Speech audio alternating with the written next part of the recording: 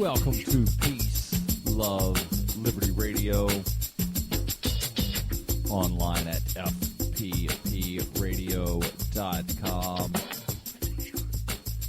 So you may have heard earlier in the week that a DEA agent and someone from the Secret Service have been charged for, shall we say, some unsavory actions in regards to the Silk Road case, the conviction of Ross Ulbricht.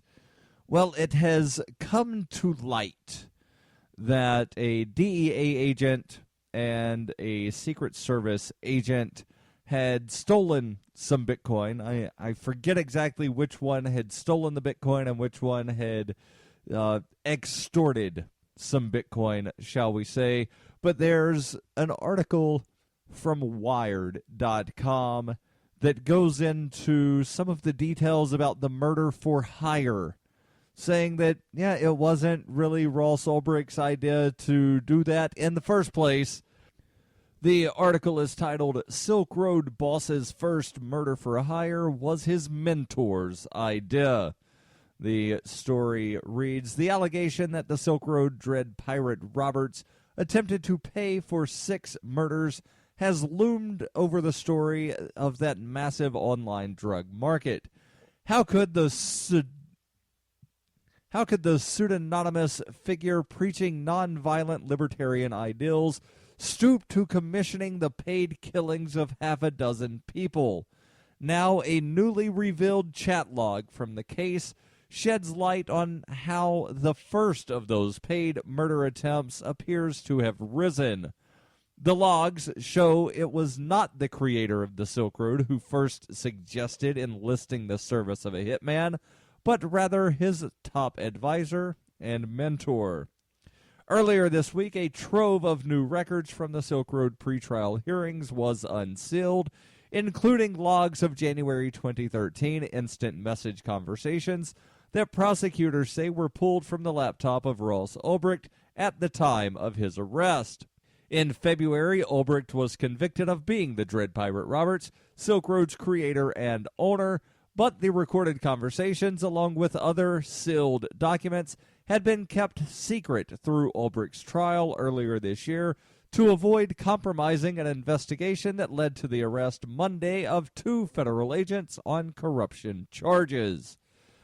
So basically, what we have here is documents that really would have debunked a lot of the prosecution's allegations against Ross Ulbricht that the defense was not allowed to present because, well, we're investigating these federal agents that are involved in corruption in this case, and, well, you can't talk about it because we're still investigating it, but we're going to go ahead and proceed with prosecuting your client and just leaving all of these documents sealed, and the jury's going to convict because we say he's bad. And that's pretty much what happened, is the jury convicted because the prosecution said he's bad, and the defense wasn't really allowed to put on a defense because everything was either sealed or the judge said, no, you can't have that witness. The article here from Wired continues. It says, in the 21-page IM chat log, which occurred over the anonymous IM service Tor chat, the Silk Road's Dread Pirate Roberts carries out conversations with his staffer Inigo, a supposed drug-dealing associate named Knob, who was actually a DEA agent by the name of Carl Force, and a figure named Simon, spelled C-I-M-O-N, also known as Variety Jones, whom Ulbricht described in his journal as his mentor and advisor. The conversations revolve around $350,000 worth of Bitcoin that had been stolen from the Silk Road, which Dread Pirate Roberts and Inigo believed had been taken by Silk Road staffer Curtis Clark Green. In fact, it seems the Bitcoin had allegedly been stolen by rogue Secret Service agent Sean Bridges using Green's account, one of the criminal charges for which Bridges was arrested on Monday. As they're presented by the prosecution, the chat logs seem to show for the first time how Dread Pirate Roberts is persuaded to commission Green's murder.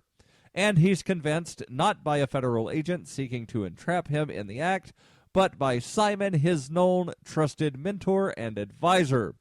That initial step into the use of violence to protect his interest in the Silk Road would eventually lead Roberts to pay for 5 more murders.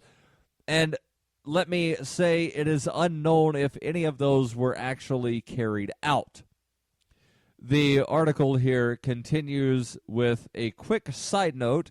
In the chat logs below, this being the writer of this article, I've identified the Silk Road boss as Dread Pirate Roberts. Though Ulbrich was convicted in February of being the Silk Road's creator and leader, he was never charged with murder, and these logs were never presented at trial. Ulbricht's defense attorney, Joshua Draytell, has said he's seeking a new trial for his client, in part due to the new corruption charges brought against the 2 federal agents investigating Silk Road. Draytell told Wired, "Our position, as it always has been, is that Ross is not DPR, who is participating in those chats." The article here continues. The chain of conversations that led to the attempted murder of Green begins with Inigo alerting Dread Pirate Roberts to the Silk Road's massive Bitcoin theft. Roberts responds that he's sick to his stomach, adding, "This will be the first time I have had to call on my muscle. Effing sucks." Later the same day, Roberts chats with Knob, who he believes to be a high-volume drug dealer who can help provide that muscle to find Green and recover the Bitcoin. Roberts, after all, kept a copy of all his employees' actual IDs to prevent that sort of betrayal. He believed Green had committed, so he knows Green's address. But in the conversation with Knob, it's clear Roberts had no intention of killing Green or even beating him up if it could be avoided. The chat log reads, "Knob, do you want him beat up, shot, just paid a visit? ? Roberts, I'd like him beat up and then forced to send the bitcoins he stole back, like sit him down at his computer and make him do it. Beat up only if he doesn't comply, I guess. Not sure how these things usually go." Only later, Wired reports, when Roberts checks in with his advisor Simon, does the question of murder arise. As Roberts explains how Green might have stolen the funds, Simon interrupts, "Enough about the thefts. Tell me about the organ donor." A few minutes later, he brings up the idea of killing more explicitly. Quote, "As a side note, at what point in time do we decide we've had enough of someone's crap and terminate them?" Simon writes. "Like, does impersonating a vendor to rip off a mid-level drug lord using our rep and system follows up stealing from our vendors and clients and breeding fear and mistrust? Does that come close in your opinion?" Roberts asks, "Terminate? Execute?" As the conversation continues, Roberts seems to become more convinced that murder is a real option. Simon seems to imply that simply beating up Green might lead to him talking to the police. And there is more, including more chat logs, where it seems as though Dread Pirate Roberts, whether that be Ross Ulbricht or someone else, was talked into the murder for hire. There's more when we come back. Why do they hate us? Is libertarianism compatible with Islam? Davi Barker answers these questions and more in Voluntary Islam and Other Essays. He advances the voluntarist cause with analysis of the confluence of values between Islam and libertarianism, as well as contemporary movements from the Tea Party to the Arab Spring. Voluntary Islam by Davi Barker will be available on February 19th. ExpressCoin is the best choice for buying Bitcoin, Litecoin, Dogecoin, and more. ExpressCoin prides themselves on their customer service, so much so that the back end on the website should allow them to be even more focused on your needs. Get your cryptocurrencies with money order, check, wire transfer, or cash deposit. Get started at expresscoin.fppradio.com. That's expresscoin.fppradio.com. You can support FPP Radio by shopping online. Whether you're looking for t-shirts, precious metals, bitcoins, or books, you'll find that and more at shop.fppradio.com. There's an Amazon shopping iframe built into the website, or you can shop directly from FPP with Bitcoin in the Bitcoin store. Every purchase you make from one of my affiliates at shop.fppradio.com helps fund FPP Radio. That's shop.fppradio.com.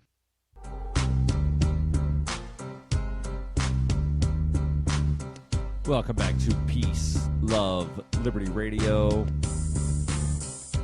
Online at fppradio.com. Going over a story here from Wired where they have chat logs showing that the murder for hire allegations against Ross Ulbricht, the man who was convicted of being Dread Pirate Roberts, shows that he was actually talked into some of the allegations of the murder for hire. And I'm still saying allegations because we don't know if any of these actually went through, if it was just, things where he told somebody, yeah, do this, but then it never happened. But anyway, there's chat logs, and from some of this, we know that it was actually DEA agents that were being involved. And while I would love to say that it was the government that entrapped Dread Pirate Roberts, it was actually the person he referred to as his mentor and advisor that talked him into this. We don't know if the mentor and advisor was talked into talking DPR into doing this by some government agent somewhere, but nonetheless, let me just summarize real quick to where someone, turns out it was a Secret Service agent, stole some Bitcoin from the Silk Road. Dread Pirate Roberts thought that it was a particular person that was an admin of the Silk Road because the Secret Service agent used that person's account. Dread Pirate Roberts said, we need to send some muscle, pay him a visit, make him send the Bitcoin back. If he doesn't, then beat him up. The advisor says, at what point do we terminate? And Ross Ulbricht says, terminate? Execute? And that's where we pick up here with the advisor who used the screen name Simon, also known as Variety Jones, says that, well, if you just beat the guy up, he might call the cops. So the chat log says, Roberts, if this was the Wild West, and it kind of is, you'd get hung just for stealing a horse. Simon, yeah, pretty much. At what point is it that, at what point in time is that the response? We're playing with big money with serious people, and that's the world they live in. I sure as F don't want Knob to try it, F up, and then have our laundry aired. Roberts, unfortunately, there isn't much in between. Simon, I know a guy. He knows a guy who knows a guy that gets things done. Roberts, in a perfect world, we'd get the money back plus our expenses and maybe beat him up or something. But that's not realistic. Simon, nope. It ain't the money. F. It's your fault, no one else's. Someday I'll tell you a long story from a guy who explained to me the situations like this are always your own fault. Roberts. So, yeah, it's a good question I've been thinking about the last 24 hours. Simon. But he came at us from the inside, put many folks at risk, and facing a serious felony. He's definitely the kind of guy you see what little he knows for a break with the Phoebes. Not sure what the Phoebes are. Possibly the feds. I'm not really sure. Wired now says about 3 minutes later, Simon sends Roberts a message again. So you had your time to think. You're sitting in the big chair and you need to make a decision. Now, really, things could move fast in the future. Roberts, I would have no problem wasting this guy. Simon, Well, okay then, I'll take care of it. The article from Wired continues, says, less than half an hour later, Simon messages Roberts one more time, as if to make sure he isn't about to change his mind. Quote, you wouldn't be surprised, or rather, you would have me surprised if you had balked at taking the step of bluntly killing Curtis or effing up just a wee bit too badly. Also, if you had balked, I would have seriously reconsidered our relationship. We're playing for keeps. This just drives it home. I'm perfectly comfortable with this decision, and I'll sleep like a lamb tonight and every night thereafter. In the end, Simon doesn't take care of it. Instead, Roberts himself approaches Knob, who is actually an undercover DEA agent, to kill Green for an $80,000 payment. Quote, it is what I want after I had a chance to think on it, Roberts writes to Knob. Never killed a man or had one killed before, but it is the right move in this case. And Wired reports, as a result of that decision, the Baltimore task force investigating Silk Road faked Green's death, sending Roberts a spoofed photo of the body. Eventually, Roberts would pay to have 5 more people murdered, including a potential blackmailer, a scammer, and his 3 housemates. None of those murders, it is important to note, seem to have ever taken place. Instead, the 5 attempted murder for hires followed the DEA's sting. All appear to have been undertaken by a con artist who merely bilked Roberts out of hundreds of thousands of dollars worth of Bitcoin. Since his conviction last month, Ross Ulbricht awaits sentencing in May for 7 felonies related to the creation and control of the Silk Road. Meanwhile, the mysterious figure known as Simon or Variety Jones remains at large. The full extent of his participation or partnership in the Silk Road isn't clear, although it is known that he helped Ulbricht deal with the Silk Road finances, coding, security, administration, and even invented the Dread Pirate Roberts nickname. These latest chat logs add another darker role for Roberts' consigliere, the initial inspiration for the Silk Road's acceptance of violence. And then Wired has a link to the full chat logs, and they say they begin at page 31. I will post the link to this in the show notes so that if you are so inclined, you can read the full 21 pages of chat logs, plus whatever other documents they have that they have linked to there from Wired.com. And here's an interesting story also related to the Silk Road. And remember there at the beginning of the trial where one of the, I think it was a DEA agent that was testifying and said, yeah, there for a while we were investigating Mark Karpelis, the guy from Mt. Gox.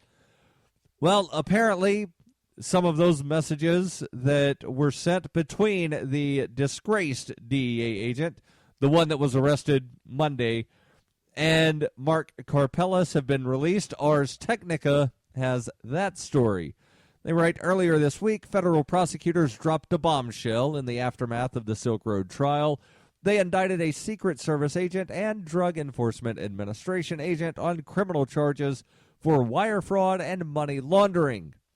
As reported earlier, Sean Bridges and Carl Force, respectively, were a computer forensics expert and lead undercover agent in charge of communicating with Dread Pirate Roberts, the alleged operator of the Silk Road site.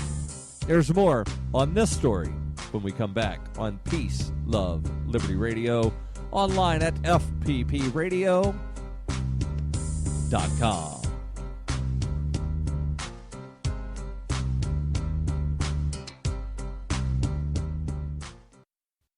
Coinbase is a simple and secure online Bitcoin wallet for sending, receiving, and storing Bitcoin. Coinbase also allows you to buy and sell Bitcoin using a bank account or use their tools to accept Bitcoin as a merchant. Opening a wallet is quick and easy, and for merchants, there are no transaction fees on the first $1 million worth of transactions. All of your funds on Coinbase are safe, with approximately 90% of customer funds being stored offline, and all wallets are stored using AES 256 encryption. To date, Coinbase has more than 1 million consumer wallets and is trusted by over 25,000 merchants, including Overstock.com, Khan Academy, Reddit, and of course, FPP. Get started at coinbase.fppradio.com. That's coinbase.fppradio.com. You can support FPP Radio by joining the Fans program. Fans are friends, allies, and Numery supporters. Fans help FPP afford to produce more original content. You can join the Fans program for as little as $3 per month or any amount of Bitcoin per month, thanks to the recurring payment options provided by Coinbase. To learn more or to join the Fans program, visit fans.fppradio.com. That's FANS.fppradio.com.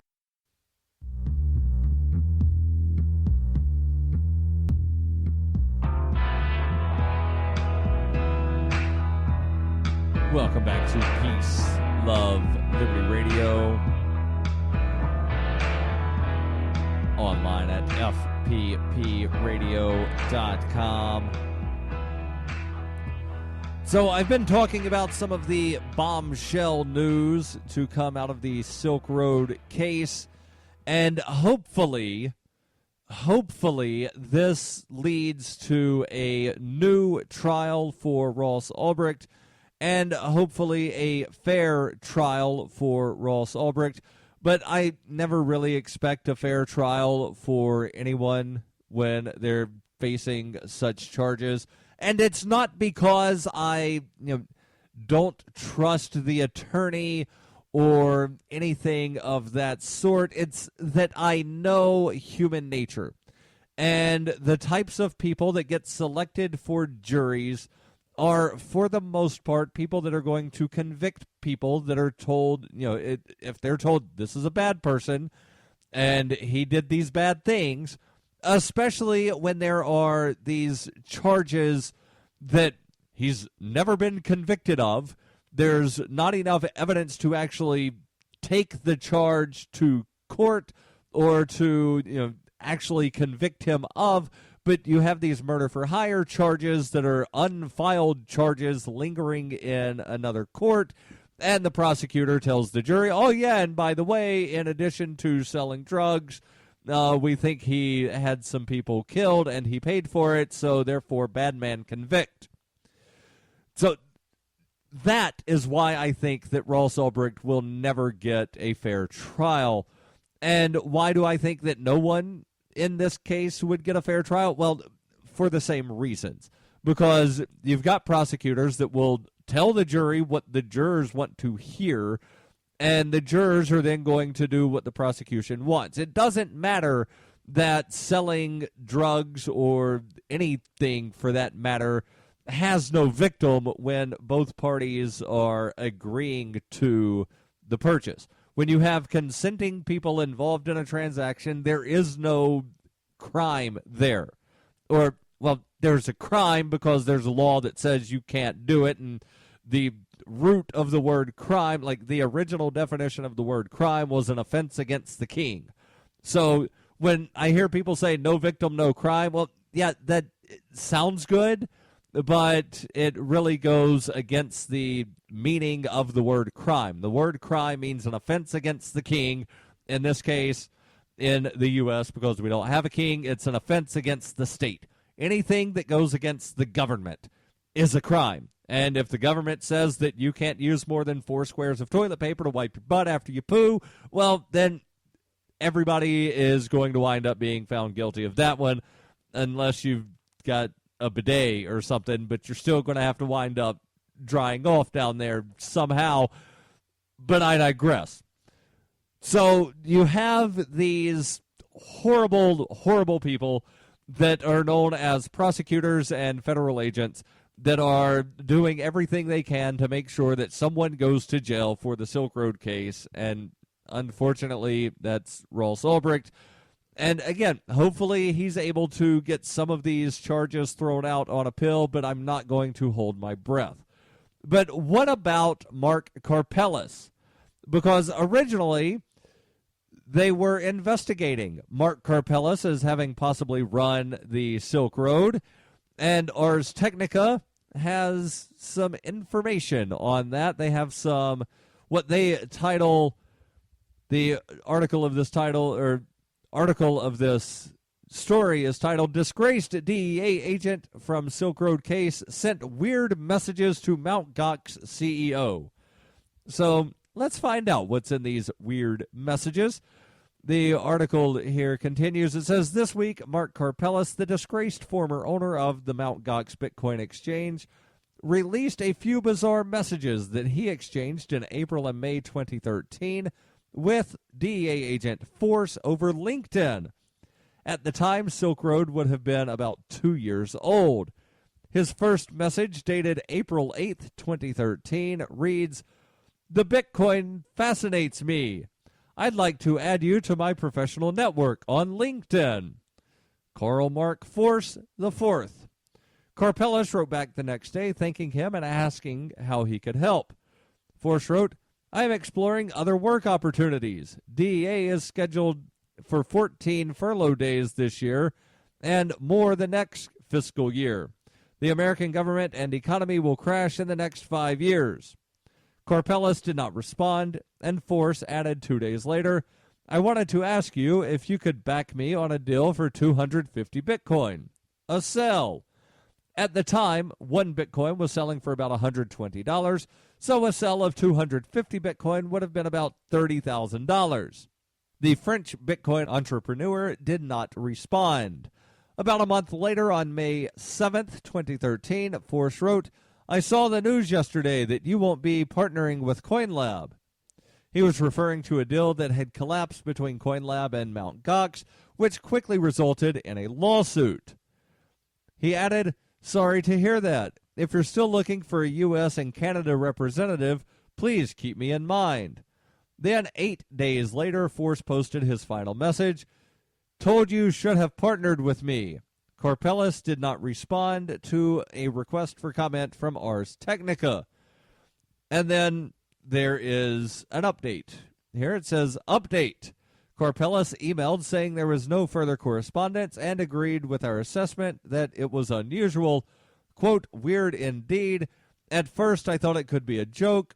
Being not sure, I replied to the LinkedIn invite asking what it was about. So there's not really much here. I thought that based on the headline here that there was going to be a little bit more to this story, but there wasn't. But still, it is interesting that a DEA agent who basically stole, well, he didn't steal the Bitcoin. The Secret Service agent stole the Bitcoin. The DEA agent did some money laundering and basically conned Ross Ulbricht out of, or Dread Pirate Roberts. Whether it was Ross Ulbricht at that time or not is really unknown, and I don't know if we will ever really know the truth of who was actually running the Silk Road at any given point in time. But nonetheless, there was a Secret Service agent that did some weird things that basically said, give me money and I'll take care of this problem. Give me money, I'll take care of that problem. And so Dread Pirate Roberts gave some money to the Secret Service agent. And, well, now we know that the Secret Service agent and the DEA agent are both facing some charges of corruption. Not sure when their court dates will be. Hopefully sooner rather than later. And again, this is one of the weird sort of things, right? To where most people who hold the no victim, no crime sort of mentality would say, well, you know, the guy that, the DEA agent that basically tricked Dread Pirate Roberts into paying him some Bitcoin, is that really a crime? And I would say that he committed fraud, so yes, it's a crime. The Secret Service agent that stole Bitcoin, that's definitely a crime. But it seems to me that there are some people that hold government agents to different levels of accountability. And I think if you're going to have an ideology or a philosophy, you should hold everybody to the same standard. Hey, we're out of time today. This has been Peace, Love, Liberty Radio, online, fppradio.com.